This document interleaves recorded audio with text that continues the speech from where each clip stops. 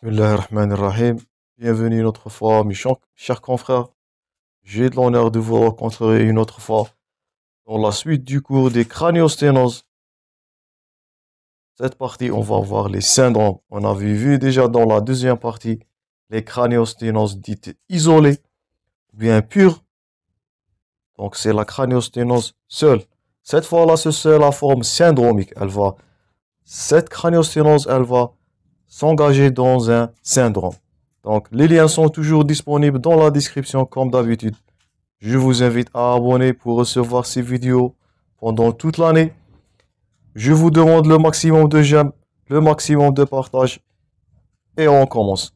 Donc, les syndromes qu'on va détailler aujourd'hui, c'est le syndrome de Crouzon, le syndrome d'Apert, le syndrome de Pfeiffer et le syndrome de Sartre-Schotzen. Donc, sont les plus courants et les mieux définis cliniquement. Donc, c'est la forme syndromique de craniosténose. Donc, syndrome, c'est un ensemble de signes. Parmi ces signes-là, c'est de la craniosténose. Donc, c'est la craniosténose associée des malformations des mains et des doigts comme on va voir. Commençons premièrement par le syndrome de Crouzon ou bien la dysostose crânio-faciale. Ça, c'est le syndrome de Crouzon. Ça, c'est l'aspect du syndrome du Crouzon. Il associe une craniosténose indiquée là, plus des déformations faciales et digitales. Donc, elle associe la craniosténose et une hypoplasie du massif facial. Les deux sutures coronales sont concernées. Donc, c'est de la brachycéphalie associée à deux autres déformations qui sont faciales. Donc, vous voyez là, c'est la brachycéphalie. C'est une déformation sur le plan transversal. Les deux sutures coronales sont synostosées. On associe à ça, on voit des hypoplasies du massif facial, une hydrocéphalie, l'engagement amygdalien et cérébelleux. Ça nous fait rappel au cours de l'hypertension intracrânienne. Je vous invite à consulter ce cours-là. Il est toujours dans la playlist. Donc, ces deux manifestations-là sont fréquemment observées. Donc, il y a un risque d'engagement amygdalien. Le pronostic vital là est mis en jeu. Donc, le patient va avoir un gros orteil large qui va être dévié. Surtout, il a une fusion tarso-métatarsienne. Donc, il a pas trois étages dans sa ou bien ses doigts. Il a que une seule étage. La articulation tarso-métatarsienne va être fusionnée. Donc, il a de petits doigts. Un acanthosis nigricans. C'est quoi ça? C'est un épaississement et hyperpigmentation de la peau du cou et au pli de flexion. Ça va apparaître sombre de couleur noirâtre. Donc ça, c'est la maladie de Crouzon. C'est une brachycéphalie associée à une hypoplasie faciale. Hydrocéphalie là, c'est à craindre. L'engagement amygdalien ou bien cérébelleux avec des déformations tarso-métatarsiennes et l'acanthosis nigricans. C'est la coloration noirâtre des téguments de cou et de zones de flexion. On est en train de parler de coude, du genou, tous les zones de flexion. Donc, ça, c'est le premier syndrome. C'est le syndrome de Crouzon. J'espère que c'est clair. Le deuxième, c'est le syndrome de Pfeiffer. Et c'est grave. Ça, dans le syndrome de Pfeiffer, indiqué là, vous voyez malheureusement, c'est la tête en trèfle, comme on va voir. La tête va avoir l'aspect d'un trèfle. Le trèfle, c'est une fleur qui a la forme de 3 feuilles. Donc, là, il s'agit d'une brachycéphalie aussi, associée à une syndactylie membraneuse des mains. Syndactylie, c'est la soudure des mains, comme vous voyez là. Donc, c'est une syndactylie. Malheureusement, les doigts sont collés, les téguments sont collés, comme là, c'est de l'IRM là, c'est la radiographie qui nous montre une syndactylie. Donc, les doigts sont accolés par les membranes et les téguments. La tête a l'aspect d'un trèfle. Et malheureusement, elle touche les filles plus fréquemment que les garçons. Donc, ça, on avait dit qu'il y a l'association du syndactylie membraneuse des mains, des pieds aussi, et surtout un élargissement du pouce et du gros orteil, cette fois-là avec une déviation qui est en dedans. Donc, vous voyez là le pouce, il est dévié en dedans. Vous notez là la tête en trèfle et la syndactylie. Donc ça, ce que vous devez noter dans le syndrome de Pfeiffer, c'est l'association de la syndactylie, un gros orteil dévié en dedans, plus l'aspect de la tête qui est trilobé. Donc, une brachycéphalie, bien sûr, une synostose, des coudes, donc les coudes sont non fonctionnels malheureusement, voire une symphalangie sont souvent rapportées. Donc les phalanges aussi vont être synostoses. Donc vous voyez, c'est une déformation gravissime des membres et des orteils. Dans des formes sévères, le crâne a un aspect de trèfle. Trèfle, c'est la fleur en 3 feuilles. Donc, l'aspect de cette tête-là, si on voit dans une coupe transversale, on va voir qu'il a un aspect trilobé, un lobe dit frontal et deux lobes postérieurs comme indiqué là dans la photo. Donc c'est le syndrome de Trèfle. Donc la dysmorphie crânienne est très importante, faite d'un bombement considérable des fosses temporales comme on avait dit. Ça explique l'aspect en trèfle. La synostose latérale des régions fronto-pariétales, ça va réaliser la face d'aspect trilobé, c'est le trèfle. L'hydrocéphalie congénitale est constante. Donc là, vous voyez tellement que c'est vraiment synostosé qu'il y a le risque de l'hydrocéphalie et de l'hypertension intracrânienne. Donc cette dysmorphie majeure, souvent appelée syndrome du crâne en trèfle. Je répète le trèfle, vous pouvez chercher à Google, c'est une fleur qui a 3 feuillets. Donc c'est trilobé. Ça, c'est le trèfle. Donc ça, c'était le deuxième syndrome. Et malheureusement, il touche plus fréquemment les filles. Notez ça bien aussi. C'est le syndrome de Pfeiffer.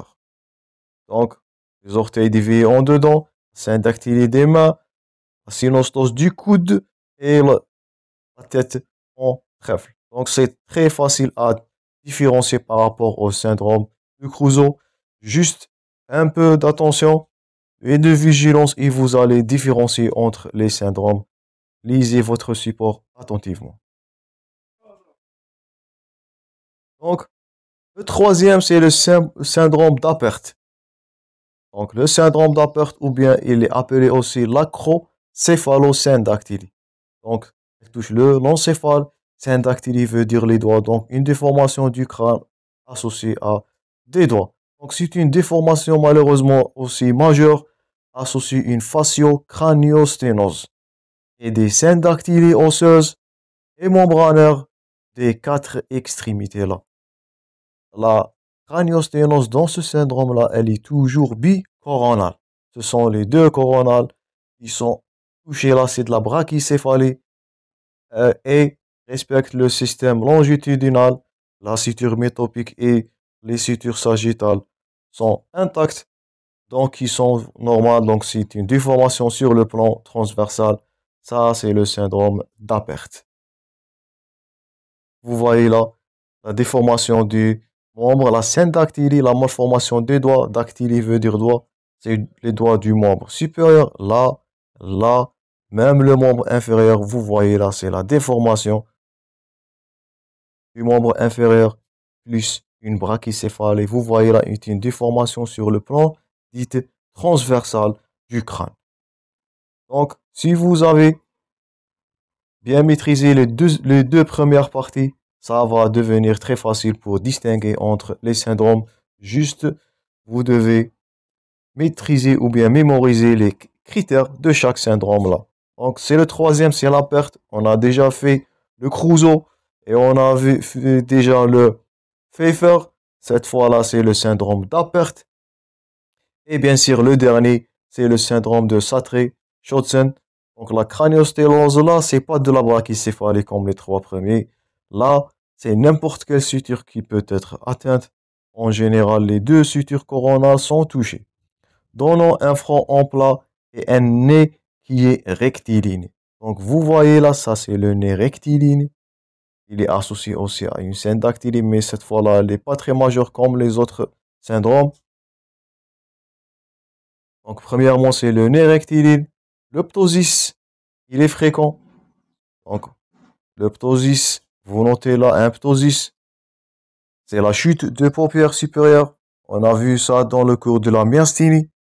Je vous invite à consulter tous les cours afin de mieux maîtriser le module de neurologie car il existe un enchaînement du cours. Ça, je le répète toujours, vous devez traiter chaque module comme une entité totale. Il ne faut pas éliminer les cours, il ne faut pas négliger ou banaliser les notions. Tout est à maîtriser, tout est à retenir. Donc, les oreilles sont petites, ils sont rondes et présentent un signe caractéristique. C'est le cru combray. Ça, c'est le cru combray. C'est l'aspect de l'oreille qui est petite, de petite taille. Il est appelé le cru combray. Donc, ça, c'est le syndrome de Sartré-Chosen. Donc, au niveau de la main, comme indiqué là, il existe une syndactylie. Donc, ça, c'est une syndactylie. Vous voyez la membrane qui est accolée entre les doigts. Donc, qui est membraneuse. Donc, la plus importante, c'est entre les deux, et le deuxième et le troisième doigt du gros orteil. C'est entre l'index et le majeur, indiqué là dans les photos. Donc, l'association d'un nez rectiligne, plus un ptosis, plus une petite oreille avec un accolement des deux orteils, des deux doigts, l'index et le majeur. Ça, c'est le syndrome de Sartré-Chosen. Le gros orteil, il est large. Parfois, c'est dupliqué. On peut avoir deux orteils, mais non divisés. Donc, dans le syndrome de Sartré-Chosen, il n'y a pas de déviation du gros orteil. Par contre, aux autres syndromes, on a vu la déformation. Elle a été en dedans, en dehors, selon le type de syndrome qu'on avait déjà vu. Donc, on peut observer un gros hallux parfois avec une déformation valgus. Et sur la radiographie, on va voir une encoche des phalanges terminales. Donc, les phalanges terminales vont avoir cet aspect d'encoche, la déformation ou bien le bombement des doigts sous forme d'encoche. Donc, ça, c'était les 4 syndromes les plus fréquemment retrouvés. On répète, on récapitule. Premièrement, le syndrome Crusoe ou bien la dysostose crânio-faciale indiquée là. Deuxièmement, le syndrome de Pfeiffer, c'est l'aspect de tête en trèfle avec une synostose ou bien syndactylie majeure, une déviation du doigt qui est en dedans. Le troisième, c'était le syndrome d'Apert. La déformation de l'orteil était en dedans aussi, avec une syndactylie des membres supérieurs et inférieurs, et plus une brachycéphalie. Et le syndrome de Sartré-Chosen, indiqué là, un rectinyle, le ptosis, l'aspect du petit nez, plutôt le petit oreille, et la syndactylie des deux doigts, l'index et le majeur. J'espère que les syndromes là sont faciles à retenir. Maintenant, on va passer à l'évolution de la dysmorphie.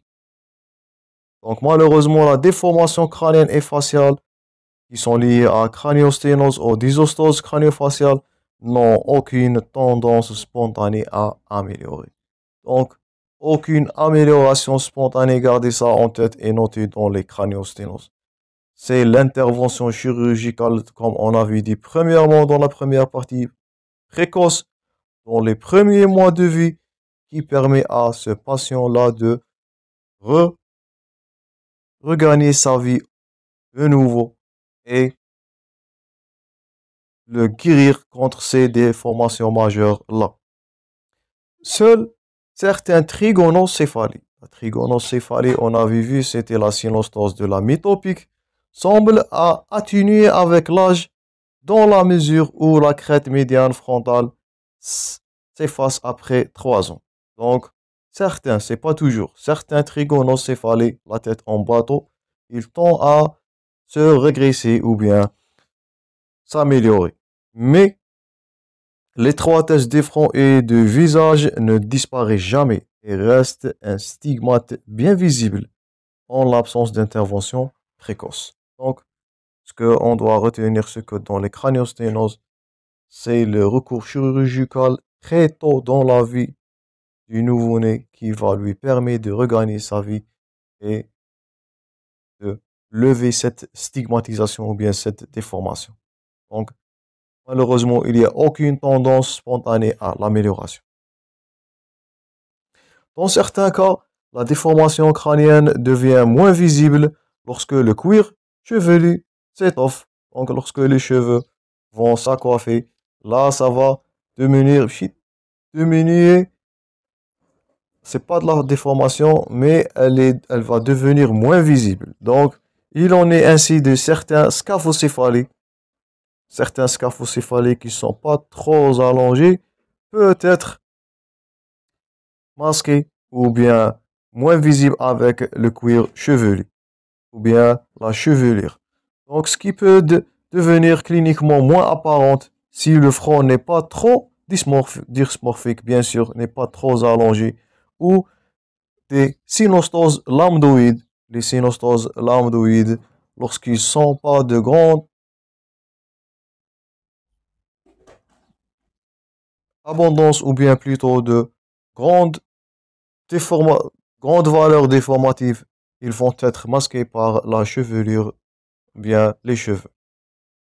Les craniosténoses coronales ne s'atténuent jamais, malheureusement. Et ce sont les craniosténoses majeures. La brachycéphalie ne s'étend jamais, quels que soient les artifices de la coiffure employée. C'est la déformation sur le plan transversal. Vous allez voir un front qui est élargi. Ça, aucune coiffure peut cacher ou bien faire apparaître moins visible cette déformation-là. La dysmorphie faciale des synostoses crânio-faciales s'aggrave avec la croissance. Pourquoi? Le visage va va faire de la croissance, mais de façon asymétrique, de façon stigmatisante, de façon déformative, malformative. Donc, malheureusement, l'aspect ou bien l'évolution des craniosténoses, le plus souvent, c'est défavorable. Donc, ça, c'est à noter de ces deux diapos-là, ce que l'évolution de la craniosténose, elle est défavorable sans intervention chirurgicale. Avec des risques fonctionnels, bien sûr. Donc, quels sont ces risques fonctionnels? Donc, non traité à temps, si le traitement est retardé ou bien pas de traitement, la craniosténose risque de retenir sur le développement intellectuel et fonction visuelle. Donc, le patient va risquer d'avoir des troubles psychomoteurs, des troubles visuels, et bien sûr, ce risque va doubler le risque qui est lié à l'hypertension intracrânienne. Si l'hypertension est apparente, là, ça va doubler ces risques-là. La fréquence varie avec l'âge de l'enfant et le type de craniosténose. On avait dit que à chaque fois qu'on a de multiples sutures qui sont synostosées, ça va augmenter le risque de l'hypertension intracrânienne. Donc, une seule suture synostosée, ça, c'est mauvais. 2, c'est pire. 3, c'est très mauvais plus encore. Dans les mesures où elle est due au conflit de croissance entre l'encéphale et le crâne, l'hypertension intracrânienne des craniosténoses va devenir chronique. On avait dit que parmi les complications de l'hydrocéphalie, c'est le passage à la chronicité, c'est de l'hypertension intracrânienne chronique. Ça n'atteint que rarement les valeurs très élevées qu'on observait dans les processus expansifs intracrâniens. Ce que vous devez retenir là, c'est que la craniosténose va avoir des risques sur le développement intellectuel, les fonctions visuelles, le passage vers l'hypertension intracrânienne chronique. Donc, elle ne comporte donc pratiquement jamais de risque vital, mais les manifestations cliniques sont rarement au complet, souvent réduites à des céphalées et plus souvent encore complètement bien absentes, selon, je répète, selon le type de la craniosténose qui est là. Par exemple, l'exemple de l'oxycéphalie, les empreintes digitiformes étaient très apparentes. Je vous invite à consulter la deuxième partie. On a parlé de l'oxycéphalie, c'était la plus dangereuse de craniosténose. Là, on avait dit que le risque de l'hypertension intracrânienne est imminent. Donc ça, c'était les risques fonctionnels de la craniosténose.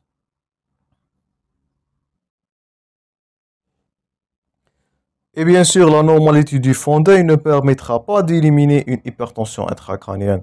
Si on ne voit pas une atrophie papillaire, donc ça ne va pas dire qu'il n'y a pas d'une hypertension intracrânienne qui est chronique.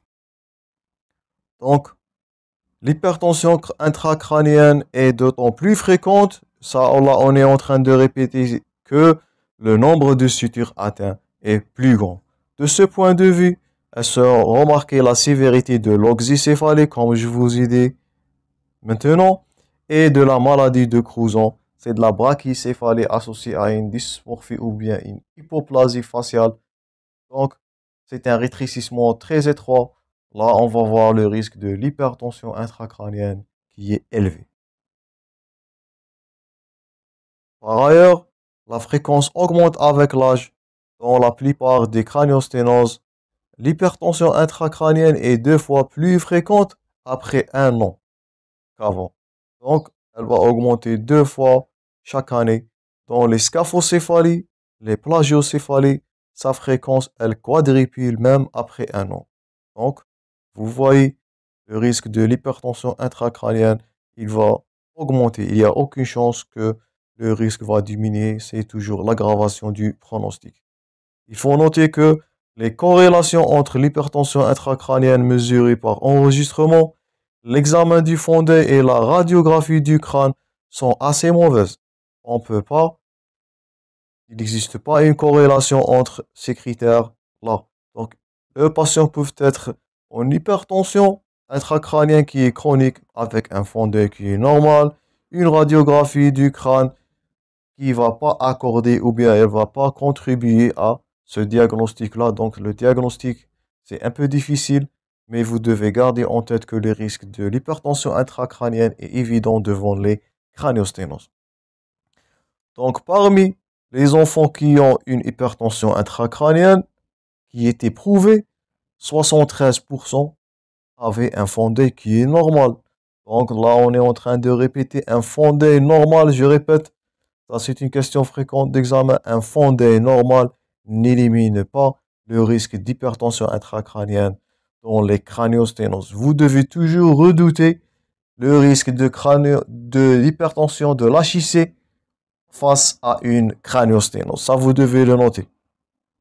26% n'ont pas d'impression digitiforme. Donc, l'absence des impressions digitiformes, le fond d'œil qui est normal, ça ne va pas éliminer le risque ou bien même le diagnostic de l'hypertension intracrânienne. Il faut toujours penser à une hypertension intracrânienne devant une craniosténose. J'espère que le message est retenu dans ces cas-là. Maintenant, on va voir, avant de terminer, les retentissements fonctionnels sur le patient-là. Ce patient, malheureusement, il va avoir des retentissements visuels, intellectuels et respiratoires. Commençons par les retentissements visuels. Donc, c'est de la perte de l'acuité visuelle, la souffrance du nerf optique à cause de l'hypertension intracrânienne, l'œdème papillaire ou bien l'atrophie optique. Elle est recherchée systématiquement lors de l'oxycéphalie et du syndrome de Crouzon. Je répète, c'est là où le risque de l'hypertension intracrânienne est très élevé. Ce sont les plus dangereuses. Gardez ces deux-là en tête, de l'oxycéphalie et du syndrome de Crouzon. De même, la fréquence de l'atteinte papillaire augmente considérablement avec l'âge de 1 an. C'est là où le crâne il va doubler voire tripler son volume. Ça nous fait rappel aux physiologies de la première partie. Je vous invite à consulter ces parties-là pour mieux comprendre de la craniosténose. Les retentissements intellectuels, bien sûr. Le patient va avoir un retard psychomoteur mental. Il est noté dans les brachycéphalies. Les formes complexes, c'est de l'oxycéphalie qui sont graves. Le syndrome d'Apert aussi s'accompagne d'une atteinte mentale extrêmement fréquente et souvent lourde. Le syndrome d'Apert, on l'a déjà vu dernièrement. Donc c'est une déformation faciale et syndactylie. Là, on va voir un retard mental des patients. Dernièrement, le retentissement respiratoire. Il est fréquent dans les formes syndromiques, soit du fait d'une rétrusion du maxillaire inférieur, soit du fait de compression bulbaire par l'engagement cérébelleux. Là, le pronostic vital est risqué et il est mis en jeu. On avait dit que dans le cours de l'hypertension intracrânienne que les risques, parmi les risques, c'est l'engagement cérébelleux ou bien amygdalien qui va engendrer ou bien engager le pronostic vital. On peut observer même des syndromes d'apnée de sommeil qui sont sévères. Les troubles respiratoires aggravent le risque de retentissement neuropsychomoteur. Pourquoi? C'est le cerveau qui est en train de suffoquer. Donc, c'est la diminution, c'est l'hypoxie. On sait bien que le cerveau, bien le parenchyme cérébral, il est très sensible à l'hypoxie. L'hypoxie a des retentissements sévères sur le parenchyme cérébral ou bien le système nerveux central. Et bien sûr, le risque d'hypertension intracrânienne, c'est le risque à craindre toujours devant une craniosténose. Nous sommes arrivés à la fin de la troisième partie des craniosténoses. Nous avons vu les formes syndromiques avec les risques ou bien l'évolution, les risques, les séquelles, les troubles. Il nous reste que le traitement. On va le voir dans la quatrième et la dernière partie. Je vous remercie pour votre attention et votre patience. Je vous rencontrerai prochainement, Inch'Allah. Bon courage, mes chers confrères.